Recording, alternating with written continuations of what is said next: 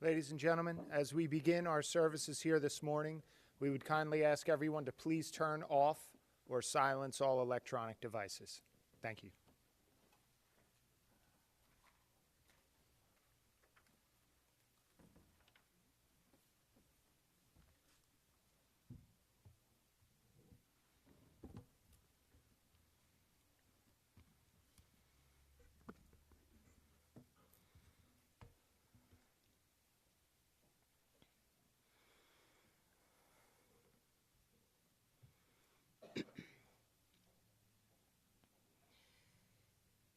Esainai el harim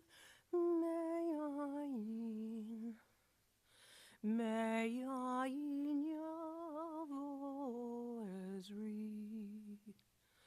Ezri me'im Adonai Ose shamayim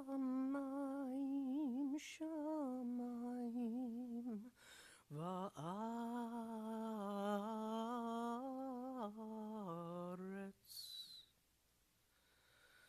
aliti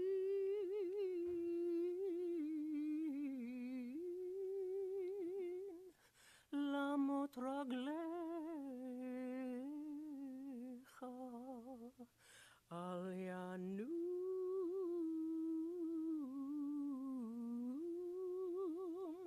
shomrecha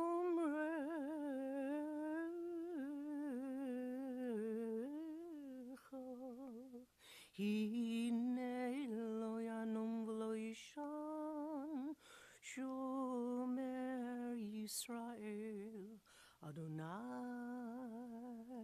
shomrecha Adonai tzilcha al yad yeminecha Yomam hashemesh lo yakeka v'yareach balayla Adonai yishmorcha mikora yishmor et nafshecha Adonai yishmor tzedcha uvoecha me'ata v'ad olam.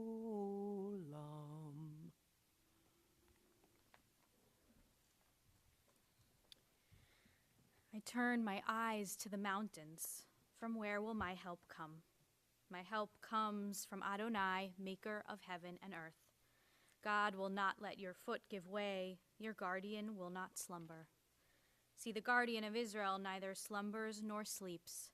Adonai is your guardian, your protection at your right hand. By day the sun will not strike you, nor the moon by night. Adonai will guard you from all harm. God will guard your life.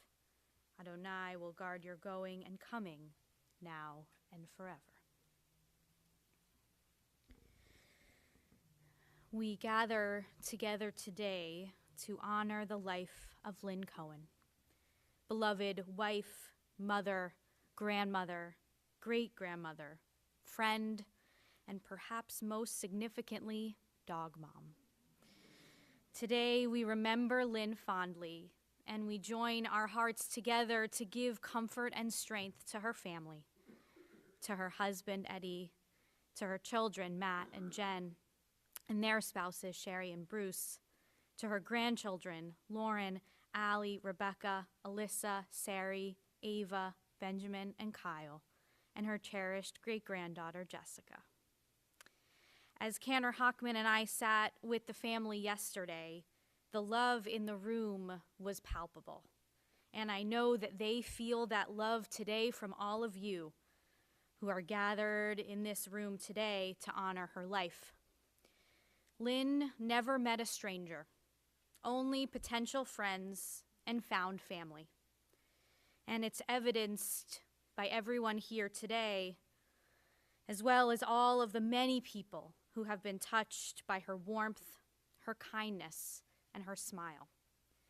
The depth of her impact might never truly be uncovered unless we talk to every shopkeeper and store owner she's ever met. We join together in sharing our love and care with those who loved her most. We continue with age-old words of comfort and tradition, Psalm 23. Adonai is my shepherd, I shall not want. God makes me lie down in green pastures, leads me beside still waters, and restores my soul. You lead me in right paths for the sake of your name. Even when I walk in the valley of the shadow of death, I shall fear no evil, for you are with me. Your rod and your staff, they comfort me. You have set a table before me in the presence of my enemies. You have anointed my head with oil, my cup overflows. Surely goodness and mercy shall follow me all the days of my life, and I shall dwell in the house of God forever.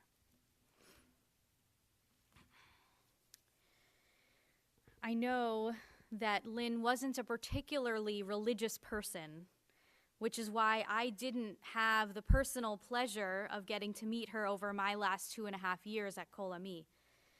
But there's a biblical poem that has been running through my head as I reflect on all of the wonderful qualities and memories that Lynne's family has shared with me.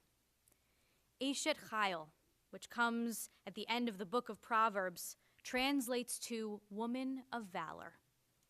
It's traditionally sung at the Shabbat dinner table as a woman's husband and children thank her for all that she has done for them throughout the week. Though some might consider it a bit outdated, I truly believe that Lynne represented what it really means to be an Eshet Chayil, a courageous, kind, strong woman. It begins, Eshet Chayil me'imsa, a woman of valor, who can find? Her worth is far beyond rubies. The heart of her husband trusts in her, and nothing shall he lack. Lynne Cohen was born in Camden at Cooper Hospital and grew up in Camden before moving with her family to Collingswood. Her family owned an auto parts store, and they lived above it. Fast forward, Eddie moved down to South Jersey from Manhattan for work, and he met Lynne through a friend. They had a whopping 6 weeks of dating before they were engaged. Now, though Ed admits that when they got engaged, they barely knew one another, it was quite an eventful 6 weeks. After the first date, she wasn't so sure she wanted to see him again because she didn't like the pants that he wore, but she decided to give him another chance. On the third date, they went to a supper club where there was a live band. Lynne was telling Eddie about how she knew the band leader. All of a sudden, that band leader called her up to sing. She sang Funny Valentine with the band and blew Eddie away. The real clincher for her was when he took her into Philadelphia to see Funny Girl with Barbra Streisand, and he brought her roses. 6 months after they got engaged, they were married. In their first year of marriage, both Lynne and Eddie both lost their fathers, a quick test of their short relationship. Their next many years, though, were filled with lots of love as they welcomed first Matt and then Jen into their little family. They moved around quite a bit, to Conshohocken, up to Massachusetts, to Michigan, back to New Jersey, finally settling in Cherry Hill, where they were raised on the West Side. Because Ed, as he says, was fortunate in business, they were able to travel a lot together. They spent lots of time in Cape Cod, but not only that. In their 61 years of marriage, they traveled together to 61 countries. Matt and Jen shared that their marriage and their love for each other was a model for how they each strove to find their lifelong partners. Eshet Chayil me'imsa, a woman of valor who can find. She is robed in strength and dignity and cheerfully faces whatever may come. She opens her mouth with wisdom. Her tongue is guided by kindness. Lynne's wisdom and kindness were unparalleled. As Matt and Jen shared about their experiences of her as a mom, that was abundantly clear. She was their biggest cheerleader, a valued confidant, and always showed up for them with a listening ear. When you spoke, She listened. She never judged. You always felt better after talking to her. Matt describes her showing up for any activity he was participating in, whether it be theater or sports, and that she was a great cook, making lunch every day for school. Jen describes her mom's unwavering support for her as a young kid who struggled with anxiety. Her mom was the one who insisted on getting her what she needed and making sure that she would be okay. Lynne was the mom that their friends would come to if they needed to talk to an adult but didn't feel comfortable talking to their own parents.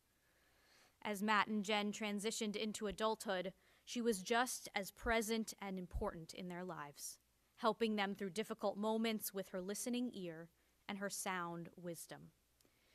Jen described her mom as her best friend and her secret keeper.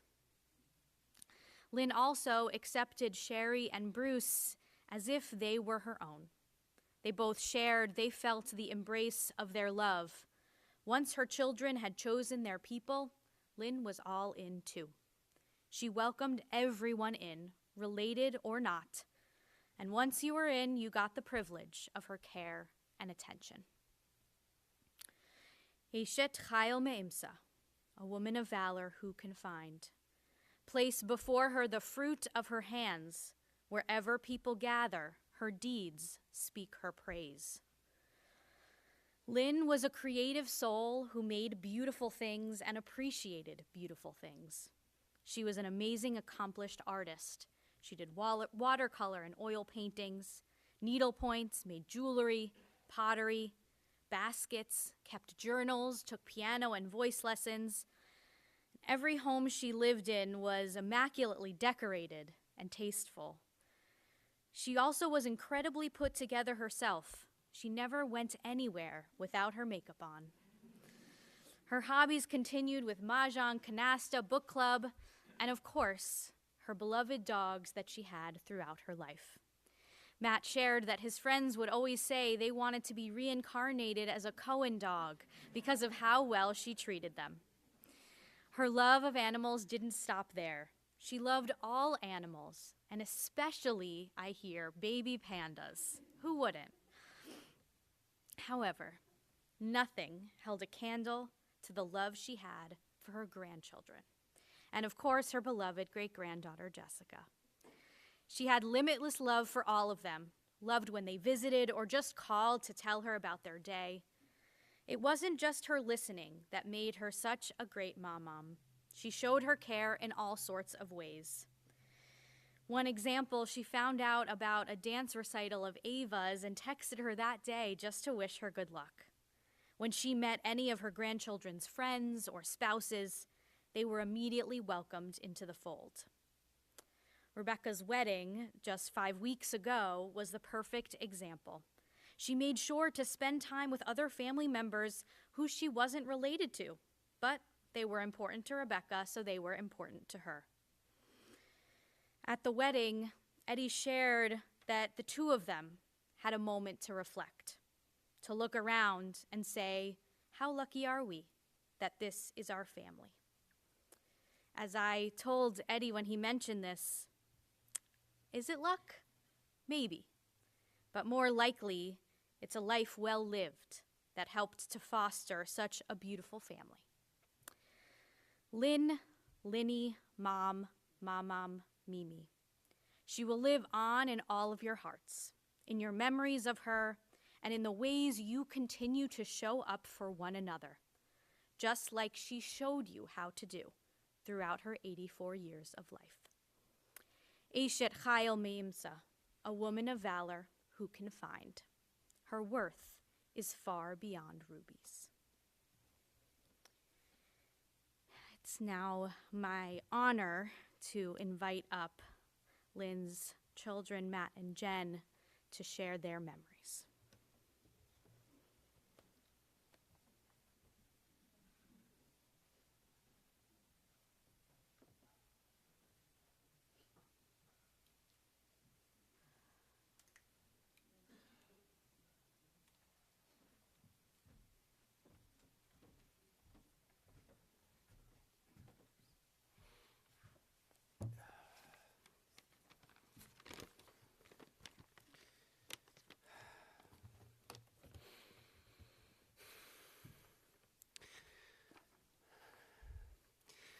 Today I find myself addressing my friends and family for the third time in about a month.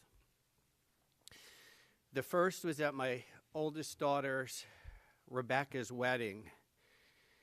That night, just about a month ago, our 84-year-old mother was dancing with Dad to a Broadway track, alone on the dance floor as the rest of the guests ate salads. The smile on Mom's face as Dad held her close to him was everything to me and lit up the room. She was so happy. It was priceless. The second time was just over 2 weeks ago at my surprise 60th birthday party. Mom was at it again. As I entered the room and surveyed the crowd waiting for me, she was one of the first people I saw, again with a radiating smile, looking directly at me, beaming with happiness as she shouted, "Surprise." Later in the evening, Sherry asked me that I say a few words to everyone. I grabbed the mic and looked out at my friends and family. I was hit with an overwhelming sense of how lucky I was to have all the people who meant the most to me in one room celebrating a milestone birthday. But really, how especially fortunate I was to be celebrating my 60th birthday with Mom and Dad, 84 and 88 years old, out on a Saturday night in Philadelphia at a party. And now the third time. I stand here today to say to all of you, as I did twice before recently, thank you for being here, and thank you for being part of my mom's life. Thank you for honoring her here today. Thank you for being in our lives. Today is also a celebration, perhaps a bit sad, but a celebration of the incredible life of our mom. See, Mom had postponed an upcoming hip surgery to attend those two milestone family events. A few days after my party, our mom entered the hospital for a hip replacement, which turned into one of the darkest periods of our lives. Needless to say, it was awful, painful, nightmarish, and incredibly sad as we lost our mother way too soon.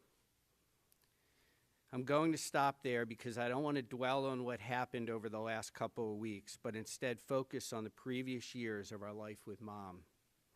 Mom was 84, but she was such a young 84 and had so much energy and vibrancy going for her in her later years that we always felt like she would be here so much longer.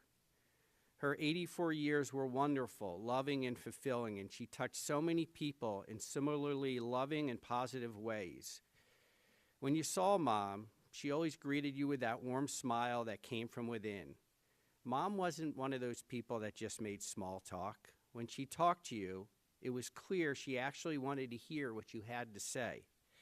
She genuinely wanted to know more about you and would so deftly guide you through such genuine questions that you'd often find yourself surprised by what you were revealing.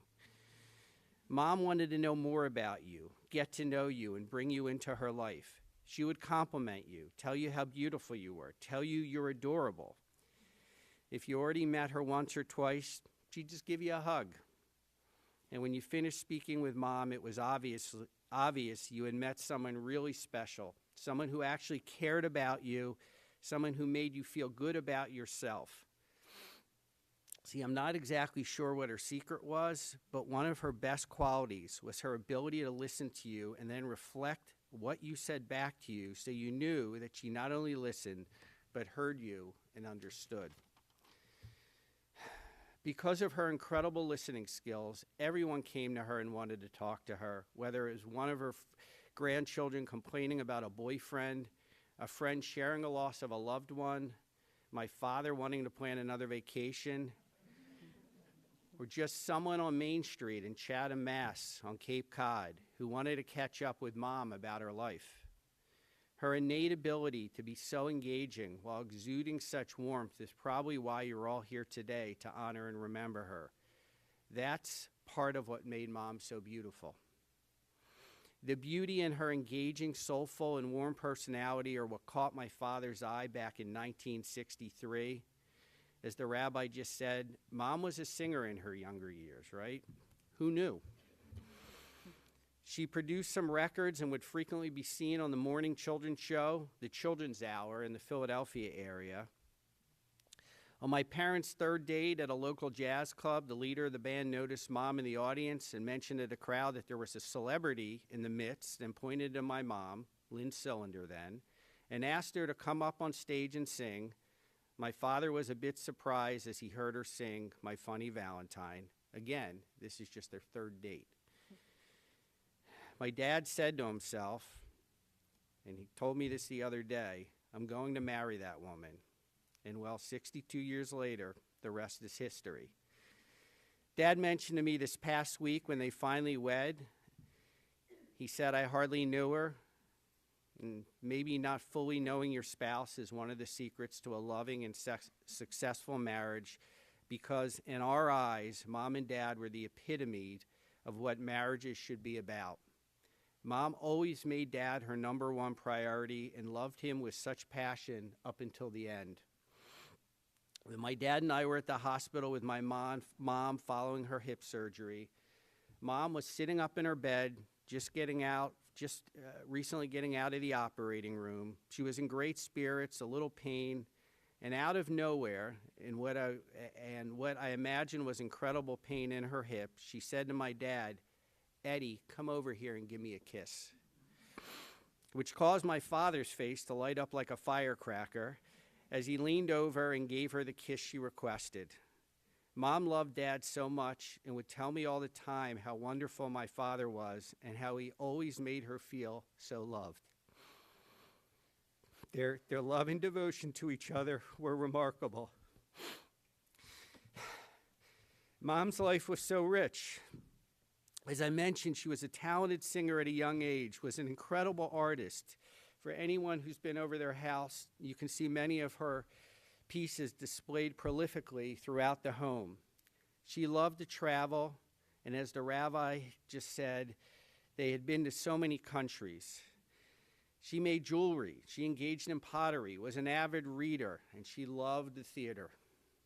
I think deep down, Mom always wanted to be on stage, as she would always talk to me about the latest Broadway shows or a local production playing in Philadelphia. Seeing a great play or a musical really made Mom feel alive. And she would often call me after to tell me about it, how wonderful the music was, or how incredible this particular actor was, or how the staging was phenomenal. Mom was more than just my mother. I also considered her a great friend who never judged, always listened to us carefully, always knew just what to say at the right time to make you feel better. She was my go-to person when I would experience difficulties in my personal life or challenges in my professional life. I always got off the phone feeling better than when my call started with her. Making you feel better was her gift.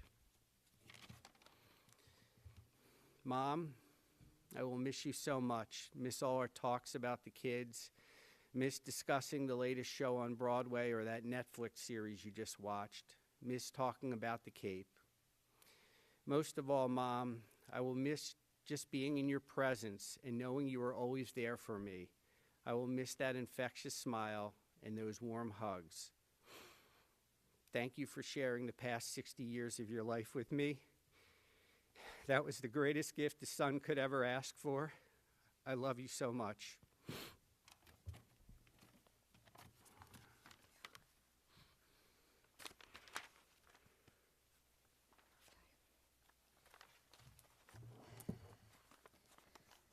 Okay, I'm going to try to get through this.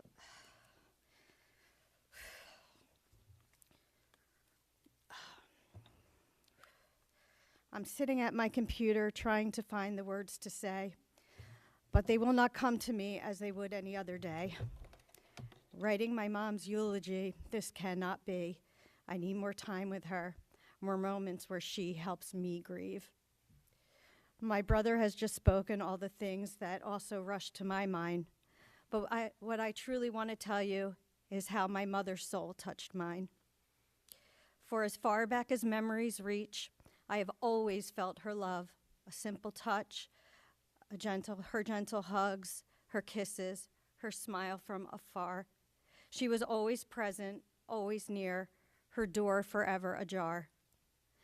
She taught me that being sensitive is a gift, not a flaw, that vulnerability is honesty, the truest truth of all.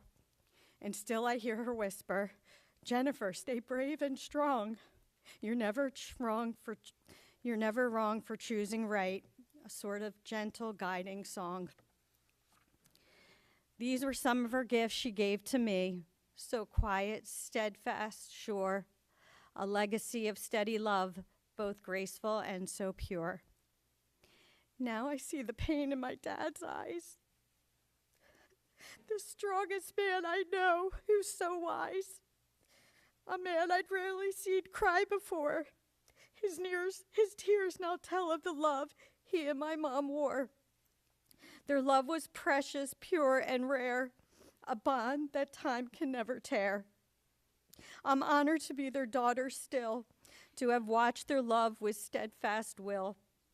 A life together, hand in hand, a close-knit family gently planned. A love that gives and keeps on living, a gift unending, ever giving. My mom was my everything, true. I've done the best that I could do to speak the feelings in my heart, though this is just a small part of all the stories yet untold. The memories are worth more than gold. I will try to end with one last thought, a truth that time itself has taught. People leave us in different ways, at different ages, different days. Some live long with fullest grace. Some are taken from our embrace. And in the end, the why or when matters far less than then. For when you love someone so deep, their time is never yours to keep. Time becomes the enemy's hour. Strange to say, but time holds power. We rush through days without a pause, forgetting life's unwritten laws, until the moment someone goes, and then the truth of time unfolds.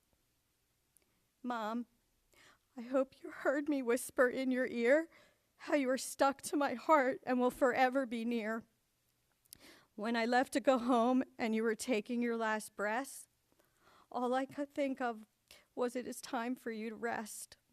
And one of the things that I will miss most, what aches down to my core, is hearing you remind me daily, I love you so much more.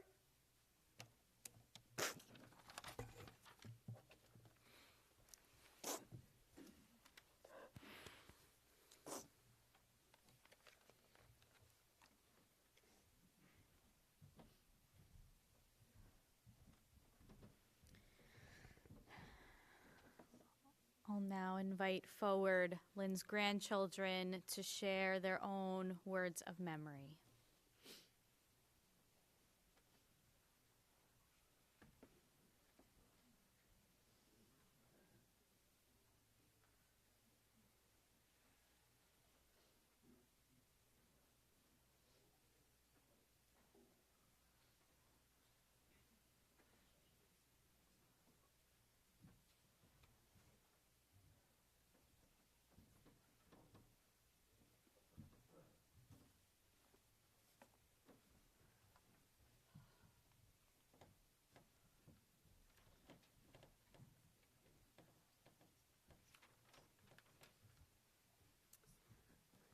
Before I start, I wanted to let everyone know that the scarves we're all wearing, they're all from Lynne. We all picked out one to wear to represent her from her very vast collection of scarves that I know you all know she had.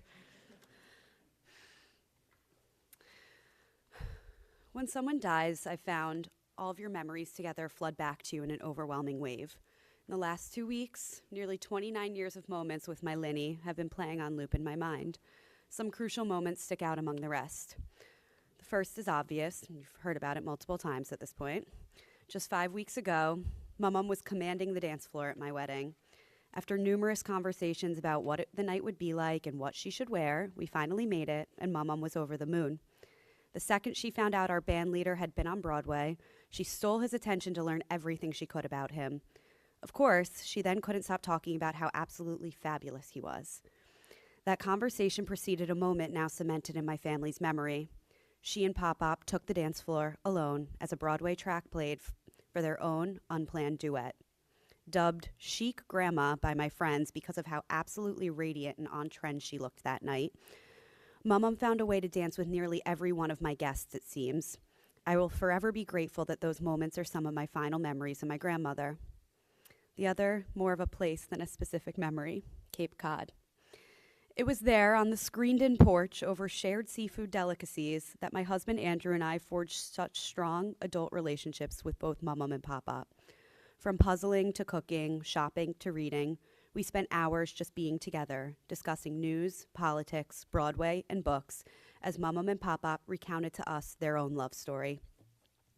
Lynne almost immediately adopted Andrew as her own, telling him, after his own beloved grandparents passed away, that he wasn't without any more grandparents because he still had them.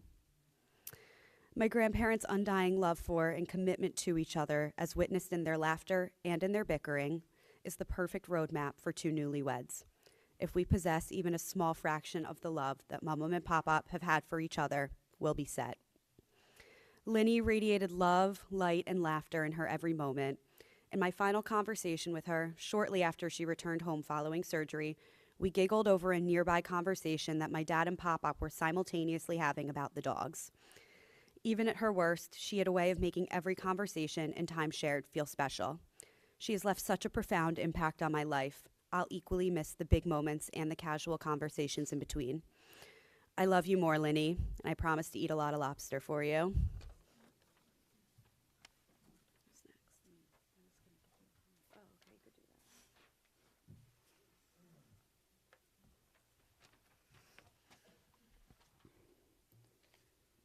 People often say how important family is, but we don't talk enough about how meaningful it is to have family close by, to share everyday moments, not just the big ones. I feel grateful to have lived just a short car ride away from Mum for most of my life, and because of that closeness, Mum played a massive role in my 25 plus years of life, and she shaped the woman I am today.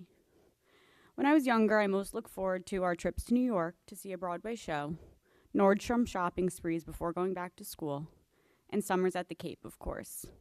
And although I still treasure listening to show tunes with Mum, going shopping, and getting lobster rolls with Mum whenever I can, what I've come to cherish the most and what I will miss most dearly are our weekly calls.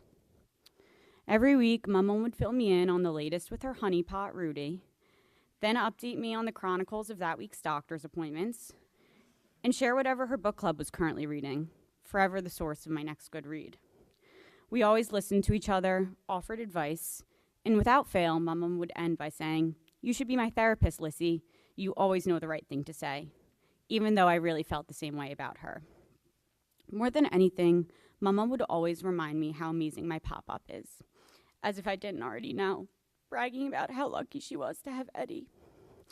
She and Pop-Pop built a family rooted in togetherness, and built a partnership of nearly 62 years, a true testament to their love. Sorry, now I can't see. The way they looked after each other, loved one another, and simply enjoyed being together set the standard for all of us. Because of them, our family is one of the greatest gifts she leaves behind. I will always love you more, Mum, and I promise to keep a list of all the books you need to catch up on when we meet again.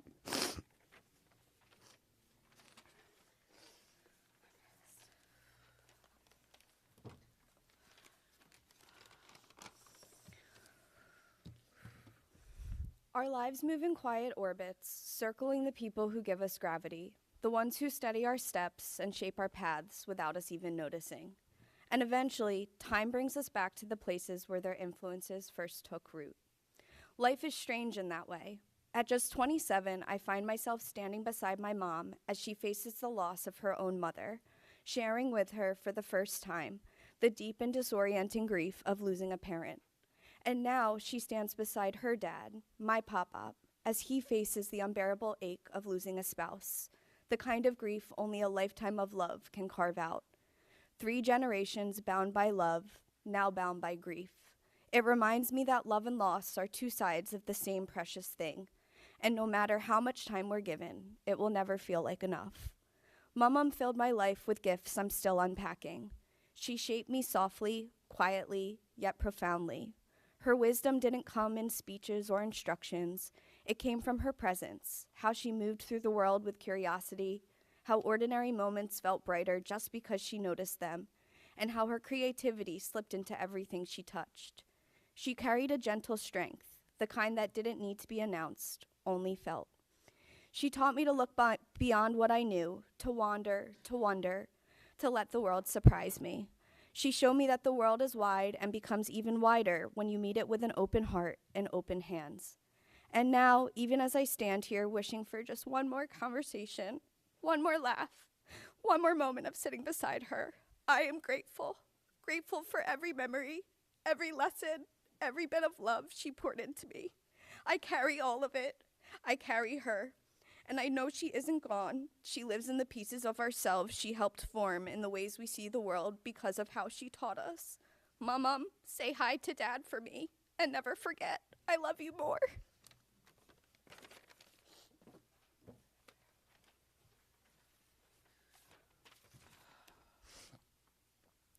Our mom always told us how lucky she was to have 5 amazing granddaughters.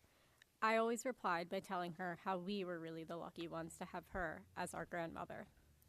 Since moving away from home, I've cherished any time I could spend with Mum.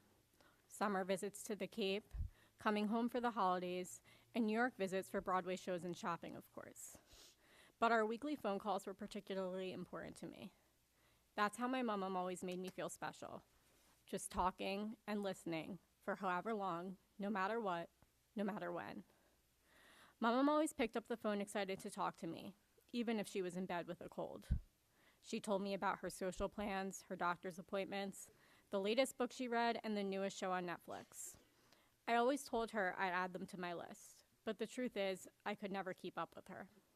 Maybe now I finally can. We, of course, always spoke about how her dog Rudy was doing and about my dad's dog Casey, who she had a special bond with. We even planned kidnapping Casey from my dad a few too many times because, well, we were her favorites. Mom always asked me my thoughts about the latest news story and told me how scared she was by what was going on in the world.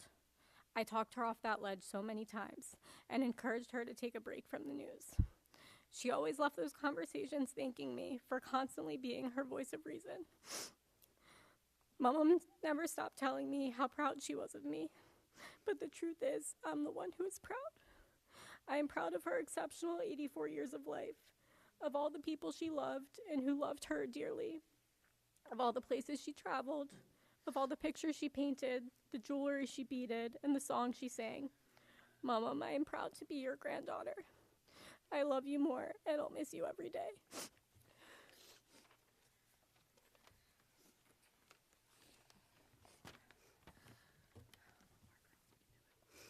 My mama, known to me as Lynne, was many things. A devoted wife, mother, dog mom, and a cherished friend, daughter, and sister. But she was also an artist, a remarkable chef, a world traveler, and a shopper extraordinaire. But to me, the most profound title she held was that of grandmother. Lynne was the epitome of what we all hope for in a grandmother. She was the heart of our family, a nurturer, a listener, and a constant source of warmth and unconditional love.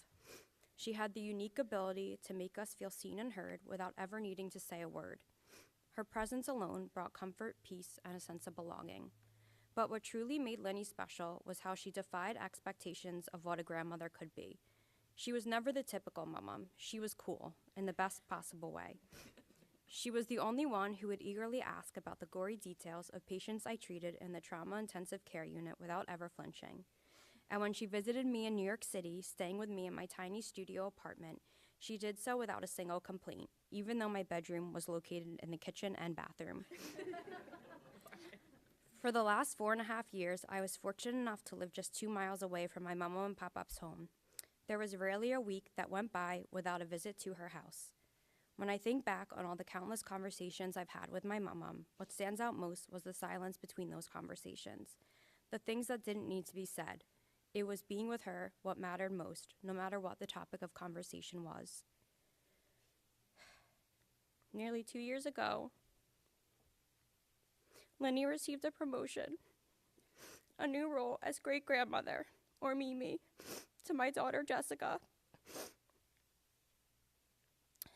Watching the instant love between them was a gift beyond measure.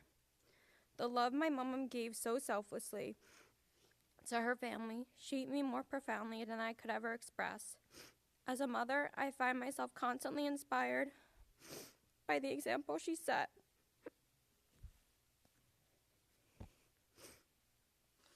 Her boundless patience, her ability to put family first, and her unwavering love. I am the mother I am today because I had the privilege of being raised by the best role models, my mom and my mom. It breaks my heart that Jessica won't be able to see her Mimi after dance class on Thursdays as she bursts through the door calling Mimi and Cookie, impatiently awaiting the opening of the pantry. I cherish the painting Lynne created for my nursery 32 years ago. It now hangs above Jessica's changing table in her nursery. Every night after Jessica's bath, she points to the painting and says Mimi. And in that small moment, I know my mom is still here. I promise Jessica will always remember her Mimi through all of our stories, memories, and pictures. I will forever love you more, Lynne.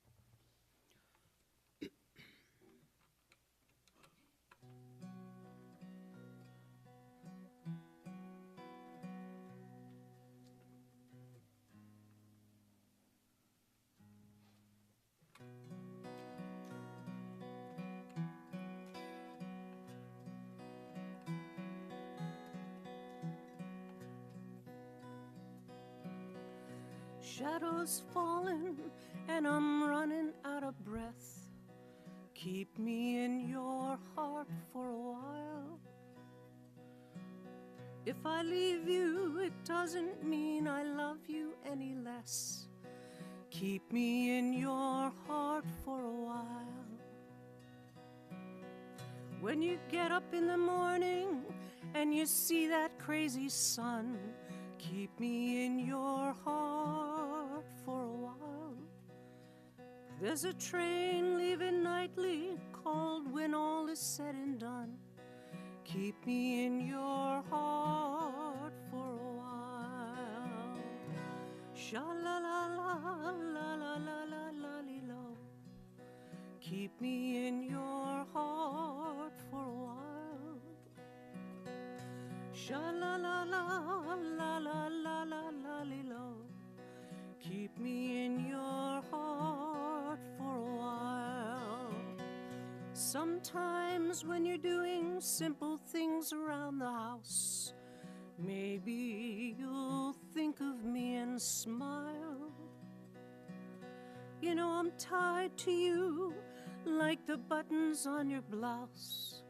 Keep me in your heart for a while. Hold me in your thoughts, take me to your dreams, touch me as I fall into view. When the winter comes, keep the fires lit, and I will be right next to you. Engine drivers headed north to Pleasant Stream, keep me in your heart for a while. These wheels keep turning, but they're running out of steam. Keep me in your heart for a while.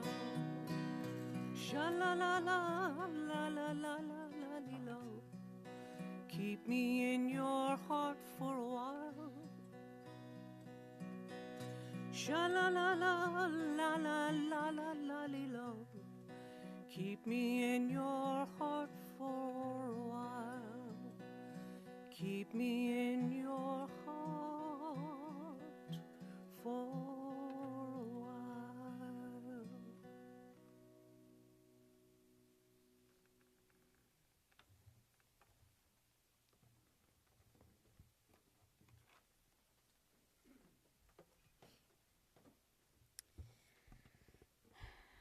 This poem is called Love Letter from the Afterlife. My love, I was so wrong. Dying is the opposite of leaving. When I left my body, I did not go away. The portal of light was not a portal to elsewhere, but a portal to here. I am more here than I ever was before. I am more with you than I ever could have imagined. So close you look past me when wondering where I am. It's okay. I know that to be human is to be far-sighted. But feel me now walking the chambers of your heart, pressing my palms to the soft walls of your living.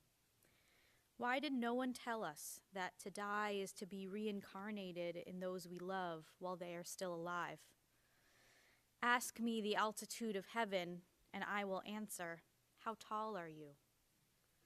In my back pocket is a love note with every word you wish you'd said. At night, I sit ecstatic at the loom, weaving forgiveness into our worldly regrets. All day, I listen to the radio of your memories. Yes, I know every secret you thought too dark to tell me, and love you more for everything you feared might make me love you less. When you cry, I guide your tears toward the garden of kisses I once planted on your cheek, so you know they are all perennials. Forgive me for not being able to weep with you. One day, you will understand. One day, you will know why I read the poetry of your grief to those waiting to be born, for they are all the more excited. There is nothing I want, for now that we are so close, I open the curtain of your eyelids with my own smile every morning. I wish you could see the beauty your spirit is right now making of your pain, your deep-seated fears playing musical chairs, laughing about how real they are not. My love, I want to sing it through the rafters of your bones. Dying is the opposite of leaving. I want to echo it through the corridor of your temples. I am more with you than I ever was before. It was me who beckoned the stranger, who caught you in her arms when you forgot not to order for two at the coffee shop. It was me who was up all night gathering sunflowers into your chest the last day you feared you would never again wake up feeling lighthearted. I know it's hard to believe, but I promise it's the truth. I promise one day you will say it too. I can't believe I ever thought I could lose you.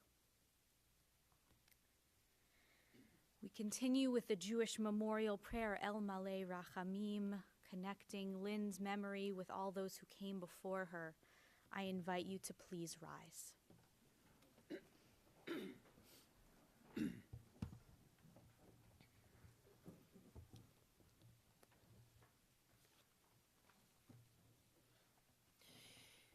Il Malei Rachamim, Shochen Bamromim, Ametzei Menucha Nechona, Tachat Kanafei Ashchina, Im Kedoshim Utehorim, Kizor Harakia, Nasirim, Et Nishmat Leah, Shehalcha Leolama. Ba'al harachamim, yastireha besetek nafav leolamim, veitzror bitzror achayim. Vishmata Adonai hu nachalata v'tanuach b'shalom al mishkava v'nomar Amen.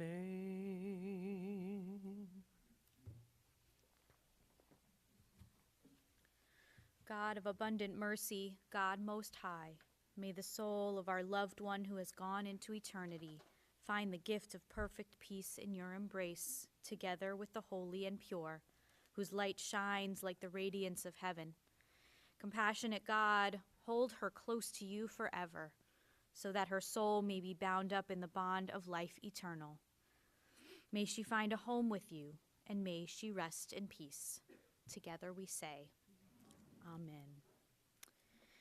Interment will follow the chapel service this afternoon at Locustwood Memorial Park. Between 2 and 8 p.m. today, the family invites you to join them for Shiva at Matt's residence at 3 Hidden Acres in Voorhees. You may be seated.